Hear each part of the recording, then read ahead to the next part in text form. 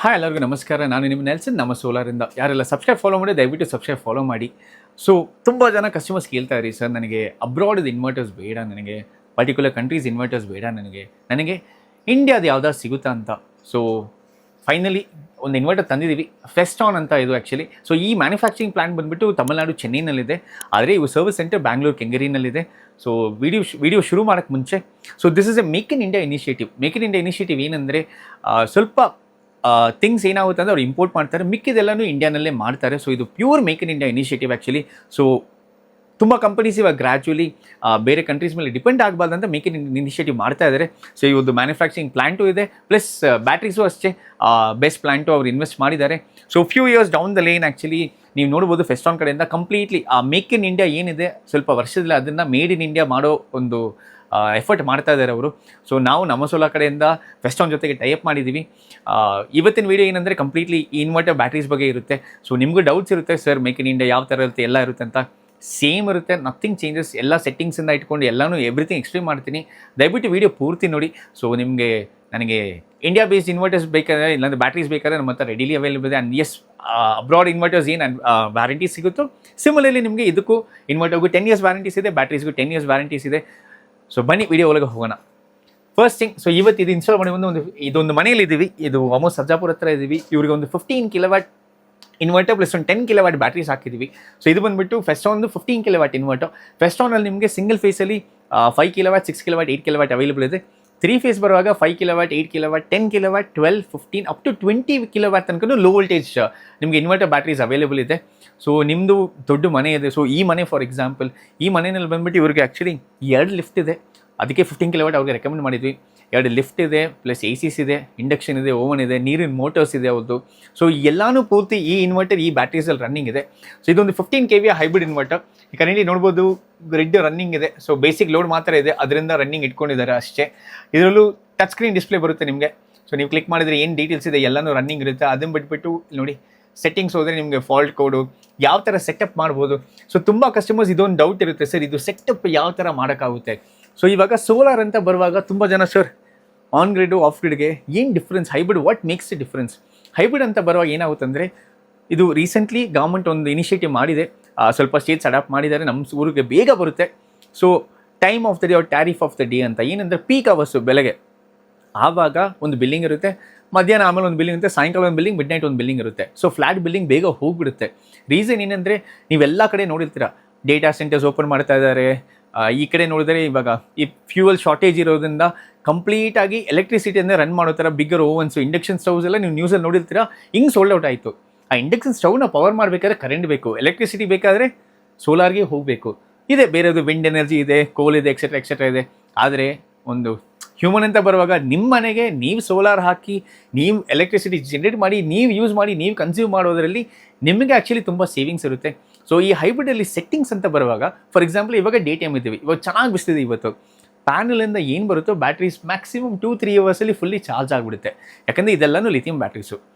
Charge ಆಗಿದ ಮೇಲೆ ನಿಮ್ಮ ಮನೆಗೆ ಲೋಡ್ ಸಪ್ಲೈ ಮಾಡೋಕ್ಕೆ ಶುರು ಆಗುತ್ತೆ. ಸೊ ನಿಮ್ದು ಆವಾಗ ನಿಮ್ಮ ವಾಷಿಂಗ್ ಮಿಷಿನ್ ಇರಲಿ, ಏನೇ ಇರಲಿ, ಎಕ್ವಿಪ್ಮೆಂಟ್ಸ್ ಇರಲಿ, ಇಂಡಕ್ಷನ್ ಆಗಲಿ, ಎಲ್ಲವೂ ನೀವು ಅದರಲ್ಲಿ ರನ್ ಮಾಡ್ಕೊಳ್ಬೋದು. ಆಗಿದ ಮೇಲೆ ಸಾಯಂಕಾಲ 6 ಗಂಟೆ ಆಯಿತು, ಆವಾಗ ಕರೆಂಟಿಂದ ರನ್ನಿಂಗ್ ಇರುತ್ತೆ ಅಂತ ತಿಳ್ಕೊಳ್ತೀರಾ. ಇಲ್ಲ, ಹೈಬ್ರಿಡಲ್ಲಿ ಒಂದು ಅಡ್ವಾಂಟೇಜ್ ಇದೆ. ಆಫ್ಟರ್ 6 o'clock ನೀವು ಬ್ಯಾಟ್ರಿ ಡಿಸ್ಚಾರ್ಜ್ ಪರ್ಸೆಂಟ್ ಇರ್ಬೋದು.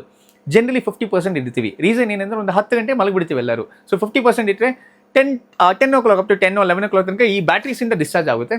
ಡಿಸ್ಚಾರ್ಜ್ ಆಗಿದ ಮೇಲೆ ರಿಸರ್ವ್ ಮಿಕ್ಕಿದಿರುತ್ತೆ. ಯಾಕಂದರೆ mid night in case power cut ಆಯಿತಾ ನಿಮಗೆ ಬ್ಯಾಕಪ್ ಬೇಕಂತ. ಇಲ್ಲ, ಸ್ವಲ್ಪ ಕಸ್ಟಮರ್ಸ್ ನನಗೆ 70% ಡಿಸ್ಚಾರ್ಜ್ ಮಾಡಿದರೆ 70% ಡಿಸ್ಚಾರ್ಜ್ ಮಾಡ್ಬೋದು. ಥರ್ಡ್ ಬೆನಿಫಿಟ್ ಕಸ್ಟಮರ್ಗೆ, ಸರ್ ಇವತ್ತಿಗೆ ಈ ಬ್ಯಾಟ್ರಿ ಡೌನ್ ಆಯ್ತು, ಇದನ್ನು ಚಾರ್ಜ್ ಮಾಡಬೇಕಾದ್ರೆ ಹೆಂಗೆ ಸರ್ ಚಾರ್ಜ್ ಆಗುತ್ತೆ. ನೀವು ಸೆಟ್ಟಿಂಗ್ಸ್ ಹೋಗಿ ಸೆಟ್ಟಿಂಗ್ ಮಾಡ್ಬೋದು. ನಾಳೆ ಬೆಳಗ್ಗೆ ಸೂರ್ಯ ಬಂದಿದ ಮೇಲೆ ಸೋಲಾರಿಂದನೇ ಚಾರ್ಜ್ ಮಾಡಬೇಕಂದ್ರೆ ಈ ಬ್ಯಾಟ್ರಿ ಸೋಲಾರಿಂದನೇ ಚಾರ್ಜ್ ಆಗುತ್ತೆ, ಕರೆಂಟಿಂದ ಚಾರ್ಜ್ ಆಗಲ್ಲ. ಸೊ ಇದು ಒಂದು ಆ್ಯಡೆಡ್ ಅಡ್ವಾಂಟೇಜಸ್. ಸೊ ತುಂಬ ಜನ ಏನು ಮಾಡ್ತಾರೆ ಕಸ್ಟಮರ್ಸ್, ಇವಾಗ ಈ ಸೆಟ್ಟಿಂಗ್ಸ್ ಬಗ್ಗೆ ನಾಲೆಜ್ ಇಲ್ಲದೇ ಇರ್ತಾರೆ. ಸೊ ನೀವೊಂದು of grid setup local setup ಹೋಗುವಾಗ ನಿಮಗೆ ಈ ಸೆಟ್ಟಿಂಗ್ಸ್ ಎಲ್ಲ ಮಾಡೋಕ್ಕಾಗಲ್ಲ.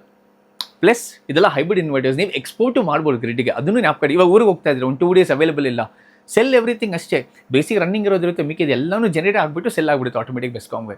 ಸೊ ಈ ಥರ ಹೈಬ್ರಿಡ್ ಅಂತ ಬರುವಾಗ ತುಂಬ ಫೀಚರ್ಸ್ ಇರುತ್ತೆ ಆ್ಯಕ್ಚುಲಿ. ಪ್ಲಸ್ ಇದೆಲ್ಲ ಈ ಇನ್ವರ್ಟರ್ಸ್ ನೀವು DGಗೂ ಸಿಂಕ್ ಮಾಡ್ಬೋದು ಆ್ಯಕ್ಚುಲಿ. ದೊಡ್ಡ ಇಂಡಸ್ಟ್ರೀಸ್ ನೋಡಿ ಡೇ ಟೈಮ್ ಯೂಸೇಜ್ ಏನಿದೆ ಅದನ್ನು ಮುಗಿಸ್ಬಿಟ್ಟು ಆಮೇಲೆ ಮಾಡ್ತಾರೆ. ಈ ಕಸ್ಟಮರ್ ಹಂಗೆ ಮಾಡ್ತಾರೆ. ಸೊ ದೊಡ್ಡ ಮನೆ ಇದೆ actually. So inverter battery full discharge ಆದಮೇಲೆ ಇಲ್ಲಿ ಪವರ್ ಕಟ್ ಜಾಸ್ತಿ ಇದೆ. ಆಮೇಲೆ ನೀವು ನೋಡ್ಬೋದು ಇಲ್ಲೊಂದು ಪಕ್ಕದಲ್ಲಿ ಒಂದು ಡಿ ಜಿ ಇಟ್ಕೊಂಡಿದ್ದಾರೆ. ಆಮೇಲೆ ಬೇಕಾದರೆ ಜಸ್ಟ್ ಡಿ ಜಿ ತೋರಿಸ್ಕೊಳ್ತಾರೆ, ಚೇಂಜ್ ಓವರ್ ಮಾಡಿಬಿಟ್ಟು ಡಿ ಜಿನೂ ರನ್ ಮಾಡ್ತಾರೆ. ಸೊ ನಿಮಗೆ ಡಿ ಜಿ ಸೆಟಪ್ಪೇ ಬೇಡ ಅಂದರೆ ಈ ಥರ ಎಕ್ಸ್ಟ್ರಾ ಬ್ಯಾಟ್ರೀಸ್ ಹಾಕ್ಕೊಳ್ಬೋದು ಫ್ಯೂಚರಲ್ಲಿ. ಆವಾಗ ಆ ಡಿ ಜಿ ನಿಮಗೆ ಅವಶ್ಯಕತೆನೇ ಇರಲ್ಲ. ಸೊ ಇದು ಒಂದು ಆ್ಯಡೆಡ್ ಅಡ್ವಾಂಟೇಜ್ ಇರುತ್ತೆ. ಸೊ ಬ್ಯಾಟ್ರೀಸ್ ಬಗ್ಗೆ ಬರಬೇಕಾದ್ರೆ ಒಂದು ಬ್ಯಾಟ್ರಿ 5 kWh ಸ್ಟೋರೇಜ್ ಇರುತ್ತೆ.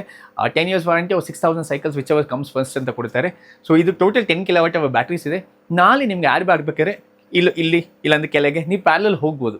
ಸೊ ಇದೊಂದು ಆ್ಯಡೆಡ್ ಅಡ್ವಾಂಟೇಜ್. ಇನ್ವರ್ಟರ್ಸು ಅಷ್ಟೇ, ಇವಾಗ ನಿಮಗೆ ಬ್ಯಾಕಪ್ ಸಾಲ್ತಾ ಇಲ್ಲ, ಔಟ್ಪುಟ್ ಸಾಲ್ತಾ ಇಲ್ಲ, ನಿಮಗೆ ಲೋಡ್ ಜಾಸ್ತಿ ಆಗಿದೆ, ಆವಾಗ ಈ ಇನ್ವರ್ಟರ್ ತೊಗೊಂಡು ಇನ್ನೊಂದು ಇನ್ವರ್ಟರ್ ಹಾಕ್ಕೊಳ್ಬೋದು. ಅದನ್ನು ಪ್ಯಾರಲಲ್ ಮಾಡ್ಬೋದು. 15 kW ಜೊತೆಗೆ ಇನ್ನೊಂದು 15 kW ಇನ್ವರ್ಟರ್ಸ್ ಹಾಕಿ ನೀವು ಪ್ಯಾರಲಲ್ ಮಾಡ್ಕೊಳ್ಬೋದು. ಇದೊಂದು ಆ್ಯಡೆಡ್ ಅಡ್ವಾಂಟೇಜ್ ಇರುತ್ತೆ. ಪ್ಲಸ್ ಪ್ರೀವಿಯಸ್ ವೀಡಿಯೋಸ್ ಹೇಳೋ ಥರನೇ ಯಾವತ್ತು ನಿಮ್ಮ ಲೋಡ್ ಏನಿದೆ, ನಿಮ್ಮ ಮನೇಲಿ ಏನೆಲ್ಲ ರನ್ನಿಂಗ್ ಇರುತ್ತೆ ಅದ್ರ ಪ್ರಕಾರ ಇನ್ವರ್ಟರ್ ಕೆಪಾಸಿಟಿ ಚೂಸ್ ಮಾಡಿ. ಯಾವಾಗಲೂ ಸ್ವಲ್ಪ ಕಸ್ಟಮರ್ಸ್ ತುಂಬ ದೊಡ್ಡ ಮನೆ ಕಟ್ಟಿರ್ತಾರೆ, ನೆಲ್ಸನ್ ನನಗೆ ಒಂದು 5 kW ಸಾಕಂತೀರಾ.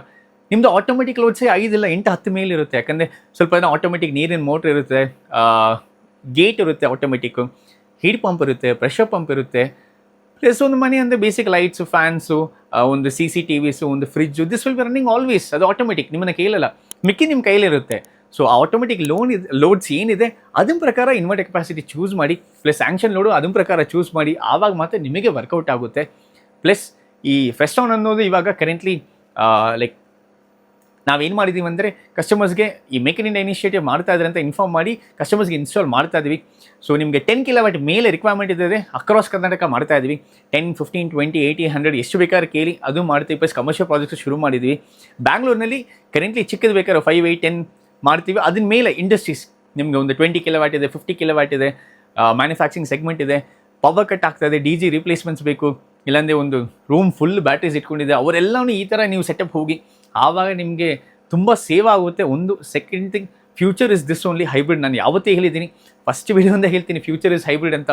ಸೊ ನೀವು ನಮ್ಮ ವೀಡಿಯೋಸ್ ಎಲ್ಲ ನೋಡ್ಬೋದು, ನಾವು ಆನ್ ಗ್ರಿಡ್ಗಿಂತ ಜಾಸ್ತಿ ಹೈಬ್ರಿಡೇ ಮಾಡ್ತೀವಿ. ಯಾಕಂದರೆ ಕಸ್ಟಮರ್ಗೆ ಅದು ಗೊತ್ತಿದೆ. ಸಿಂಪಲಾಗಿ ಸ್ವಲ್ಪ ಕಸ್ಟಮರ್ ಡೈರೆಕ್ಟಾಗಿ ಹೇಳ್ತಾರೆ, ನೆಲ್ಸನ್ ಸರ್ ನನಗೆ ದುಡ್ಡು ಕೊಡೋದು ಬೇಡ, ತಗೊಳ್ಳೋದು ಬೇಡ, ಏನೂ ಬೇಡ, ನನಗೆ ರಿನ್ಯೂವಲ್ ಇರಬೇಕು, ನನ್ನ ಎನರ್ಜಿ ನಾನು ಜನ್ರೇಟ್ ಮಾಡಬೇಕು, ನಾನು ಸ್ಟೋರ್ ಮಾಡಬೇಕು, ನಾನು ಯೂಸ್ ಮಾಡಬೇಕು, ಅದೇ ನನ್ನ ಆಸೆ. ಸೊ ಆ ಥರ ತುಂಬ ಕಸ್ಟಮರ್ಸ್ ಇದ್ದಾರೆ. 4 ಬ್ಯಾಟ್ರೀಸ್, 6 ಬ್ಯಾಟ್ರೀಸ್, 8 ಬ್ಯಾಟ್ರೀಸ್ ಜೊತೆ ಹಾಕಿರೋ ಕಸ್ಟಮರ್ಸು ಇದ್ದಾರೆ. ಅವ್ರು ಪ್ಯೂರ್ ಆಫ್ ಗ್ರಿಡ್ ಲಿವಿಂಗ್ ಮಾಡಬೇಕಂತ ಆಸೆ ಇದೆ. ಸೊ ಆ ಥರ ತುಂಬ ಕಸ್ಟಮರ್ಸ್ ಇದ್ದಾರೆ who want to generate the electricity and store for themselves. Most important thing, one more last point. So ಈ ಇನ್ವರ್ಟರ್ಸ್ ಏನಿದೆ ಫೆಸ್ಟಾನು, ಇದು ಒಂದು make in India initiative. So manufacturing plant ನಾನು ವಿಸಿಟ್ ಮಾಡ್ಕೊಂಡು ಬಂದಿದ್ದೀನಿ, ಅವ್ರು ಎಫರ್ಟ್ ಮಾಡ್ತಾ ಇದ್ದಾರೆ. ಸೊ ಗ್ರ್ಯಾಜುವಲಿ ಕಂಪ್ಲೀಟ್ಲಿ ಆ ಮೇಕ್ ಇನ್ ಇಂಡಿಯಾ ತೆಗೆದುಬಿಟ್ಟು ಮೇಡ್ ಇನ್ ಇಂಡಿಯಾ ಮಾಡೋದೇ ಅವ್ರ ಆಸೆ ಇದೆ. ಖಂಡಿತ ಟೈಮ್ ತಗೊಳುತ್ತೆ, ಯಾಕಂದರೆ ಒಳಗಿರೋ ಟೆಕ್ನಾಲಜಿ ಏನಿದೆ ಅದೆಲ್ಲ ಇಂಪೋರ್ಟೆಡ್ ಟೆಕ್ನಾಲಜೀಸ್. ಸೊ ಅದೆಲ್ಲ ಇಂಡಿಯಾನಲ್ಲಿ ಮಾಡೋಕ್ಕೆ ಸ್ವಲ್ಪ ಟೈಮ್ ತಗೊಳುತ್ತೆ ಖಂಡಿತ. ಸೊ ಫ್ಯೂ ಇಯರ್ಸ್ ಡೌನ್ದಲ್ಲಿ ಎಲ್ಲನೂ ಕಂಪ್ಲೀಟ್ಲಿ ಈ ಮೇಕ್ ಇನ್ ಇಂಡಿಯಾದ ಮೇಡ್ ಇನ್ ಇಂಡಿಯಾ ಶಿಫ್ಟ್ ಆಗುತ್ತೆ. ಅಲ್ಲಿ ತನಕನೂ ಇದೇ ಥರ ರನ್ನಿಂಗ್ ಇರುತ್ತೆ ನಿಮಗೆ. ಆಲ್ವೇಸ್ ಇನ್ವರ್ಟರ್ಸ್ ಆಗಲಿ, ಬ್ಯಾಟ್ರೀಸ್ ಆಗಲಿ, ತುಂಬ ಕಂಪನೀಸ್ ಬರ್ತಾ ಇದ್ದಾರೆ ಈ ಫೀಲ್ಡ್ಗೆ. ನಮಗೂ ತುಂಬ ಜನ ಪಿಚ್ ಮಾಡ್ತಾರೆ, ಸರ್ ಇದು ತಗೊಳ್ಳಿ, ಅದು ತಗೊಳ್ಳಿ, ಇದು ತಗೊಳ್ಳಿ ಅಂತ. ನಾವು ನಮ್ಮ ಸೋಲಾರ್ ಕಡೆಯಿಂದ we have learn lot of lessons ಈ ಫೀಲ್ಡಲ್ಲಿ ಬಂದಿದ ಮೇಲೆ. ಸೊ ಯಾವತ್ತೂ ಸರ್ವಿಸ್ ಸೆಂಟರ್ ಯಾವ್ದು ಹತ್ತಿರ ಇದೆ ಅದನ್ನು ಮಾತ್ರ ಚೂಸ್ ಮಾಡಿ.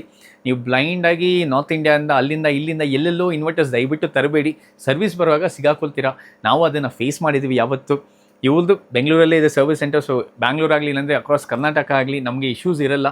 ಪ್ಲಸ್ ಆನ್ಲೈನ್ ಯಾವತ್ತು ವೈಫೈ ಆನ್ ಇದ್ದರೆ ಸಾಕು, ಆನ್ಲೈನಿಂದ ರೆಕ್ಟಿಫೈ ಮಾಡ್ಬೋದು, ಸಾಫ್ಟ್ವೇರ್ ಅಪ್ಡೇಟ್ ಮಾಡ್ಬೋದು. ಏನು ಇಶ್ಯೂಸ್ ಇದ್ದರೂ ಆನ್ಲೈನಲ್ಲೇ ರೆಕ್ಟಿಫೈ ಆಗುತ್ತೆ. ಅದನ್ನ ಮೇಲೆ ಏನಾಯಿದ್ರೆ ಮಾತ್ರ ನೀವು ಕಂಪ್ಲೇಂಟ್ ರೈಸ್ ಮಾಡ್ಬೋದು. ಸರ್ವಿಸ್ ಸೆಂಟರಿಂದ ಬಂದುಬಿಟ್ಟು ಅದನ್ನು ಚೆಕ್ ಮಾಡಿಬಿಟ್ಟು ನಿಮಗೆ ರೆಕ್ಟಿಫೈ ಮಾಡಿ ಕೊಡ್ತಾರೆ. ಸೊ ಇದೇ ಥರ ಸಪೋರ್ಟ್ ಮಾಡ್ತಾ ಇರಿ. ನೆಕ್ಸ್ಟ್ ವೀಡಿಯೋ ಇನ್ನೂ ದೊಡ್ಡ ಪ್ರಾಜೆಕ್ಟ್ಸ್ ಮಾಡ್ತಾ ಇದ್ವಿ, ಆ ಡೀಟೇಲ್ಸ್ ಬೇಗ ಬರುತ್ತೆ ನಿಮಗೆ. ಕಮರ್ಷಿಯಲ್ಸ್ ಆಗಲಿ ಇಲ್ಲಾಂದರೆ ಇಂಡಸ್ಟ್ರೀಸ್ ಆಗಲಿ ಅದನ್ನು ಮಾಡ್ತಾ ಇದ್ದೀವಿ, ಆ ವೀಡಿಯೋಸು ಬೇಗ ಹಾಕ್ತೀವಿ.